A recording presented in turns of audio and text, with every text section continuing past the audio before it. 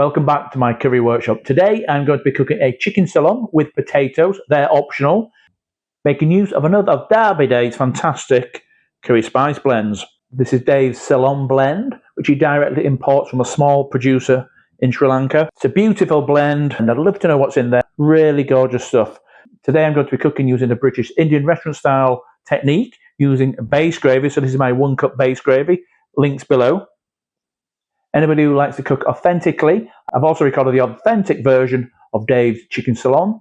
Links below to the recipe. Okay, without much further ado, let's have a look at the ingredients. Starting off with 4 tablespoons of vegetable oil, using 1 tablespoon of garlic and ginger paste. I'll be using 2 raw medium chicken breasts. Now normally in British Indian restaurant cookery, they use pre-cooked chicken. So I'm using raw today, hence I've cut it thinly just to speed up the cookery process, get all the lovely juices coming from the chicken, and it's a shame to waste. I'll be adding in 2 tablespoons of tomato puree, which I've watered down with 3 tablespoons of water. I'll be using 5 teaspoons of Derbydav's Sri Lankan Ceylon blend. I'll be using at least 350 millilitres of base gravy. I've got 500 here, I'll probably use it all. I like my curries to be quite saucy. I'll be using 1 400 millilitre tin of coconut milk, 200 grams of pre-cooked potatoes cut into bite-sized pieces. We'll add those in towards the end. I'll be using 3 teaspoons of honey for sweetness. You can use brown sugar or normal sugar. Salt to taste. And then we'll be finishing off with half a teaspoon of garam masala and 1 teaspoon of lime juice. Okay, let's get cooking. Okay, so first in, 4 tablespoons of oil. 2, 3, and 4. Just let that come through to temperature. Got my burner on a medium setting at the moment. Okay, so we're going to go in with the garlic and ginger paste. Let that cook for about 45 seconds or until the sizzling subsides. The sizzling is starting to subside, so I'm going to go in with the chicken and stir it into the oil. And leave the chicken to cook for 3 to 4 minutes until it's white on all sides. The chicken's been cooking now for around 4-5 minutes. As you can see, it's released a lot of moisture and flavour. And during the course of the dish, if there's too much moisture in, we'll just leave it cooking a little longer to evaporate out any excess moisture. So the next ingredient is the tomato paste. In it goes, stir it in, and we'll cook out the rawness for a minute. Cooking good, you can see the tomatoes cooking through, there's a little craters there, a little stir. Looking very vibrant. Okay, just before going with the spices, I'm just going to turn the heat down a little bit to avoid burning the spices. The spices are already pre-roasted, so we don't need to bloom them as you would normally do. So in with the spices, stir them in, combine everything together. Oh wow, that aroma is beautiful. Okay, without any further ado, it's time for some base gravy. So I'm going to use my ladle, put a little bit in to get us started. Around the edges, and just let that cook down a little. I always find myself tempted to overstir, but part of the BIR technique is not to overstir, to allow the onions in the base gravy to caramelize to the pan to bring out more flavours. I'll give this a first stir. And stir in any caramelization that's starting to occur, so you can see some in there. Smelling really good. So at this point, I'm going to go in with 1 ladle.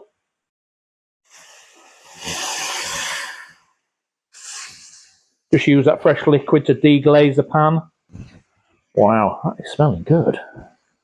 Beautiful colours already. Let's leave that now just to cook down. Bit of stir. Keep working your pan. I use a spatula, so none of those horrible noises. Go in some more base gravy, another ladle. Let's turn my heat up slightly. In the restaurants, I do cook at a very high temperature in the interest of speed. You don't need as much heat at home. Just takes a little bit longer and also helps keep the kitchen a little bit tidier. So at the moment, I've used approximately half of my 1 cup of base. Let's stir in. Get to see the gravy form now. Caramelization. Lovely dark gravy. Ladle number 3. Stir it in.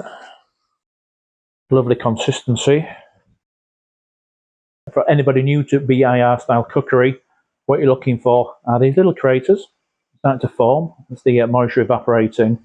And then the other thing you're looking for is the caramelisation of the onion in the pan. There you go, you see the caramelisation. What we do, we just scrape it in. That's where you get that lovely flavour. Now ladle number 4 is optional. I'm going in with it. I like my curries quite saucy. But if not, leave it out.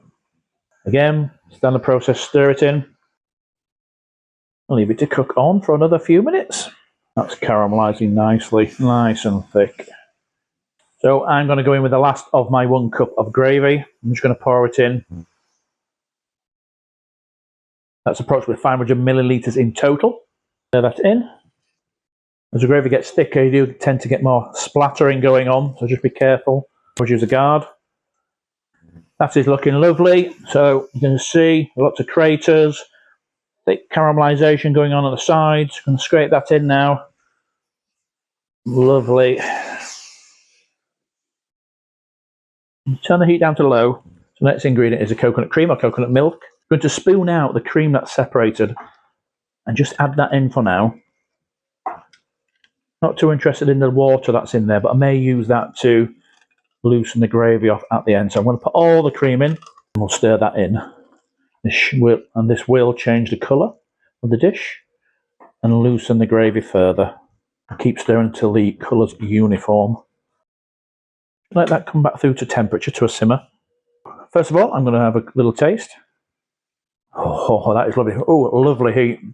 What I want to do is just want to check the chicken's cooked. It should be well cooked by now. As always with my cookery, I look for the largest piece of chicken, probably that one. And then I'm going to do this with my fingers. Break it in two and have a look inside. You can see the flesh is lovely and white there. Pop that back in. So as the chicken's cooked, I'm going to go in with the potatoes. Now these are optional. We just like potatoes in our house. If you don't like them, just leave them out. Pre-cooked. I'm just going to stir those into the sauce. I don't want to break them up. Good way of making a meal go further as well. The next ingredient I'm using is honey as a source of sweetness. Adding to taste, I'm going to go for 3 teaspoons. 2 and 3. A little bit of salt, just a couple of turns of my salt mill. Again, salt to taste. And the final 2 ingredients, which again are optional. 2 ingredients which are optional but highly recommended. Garam masala, half a teaspoon. 1 teaspoon of lime. I'm just going to do this by eye and squeeze in, watch for the pips, and give it a good stir. Just give that a minute or so for the flavours to infuse, and we're ready to serve. I'm really happy with that. Off with the heat. Now let's have a taste. Wow, that is beautiful. That's got Ceylon written all over it. You can tell those spices are very, very special. There's heat, there's depth of flavour. What a beautiful dish. Thank you, Dave, again. Another splendid spice blend. Let's have another taste before I go off camera. It's some chicken this time. Big scoop of the sauce. Wow. That is just divine. You'll never get this in a restaurant to this standard. The spices from Dave, out of this world. Like I say, it's a direct import from Sri Lanka. You must try this spice blend. Get online, get some ordered. It's just really, really, really good. So if you liked my tutorial today, please like and subscribe, and I'll see you all soon. Bye.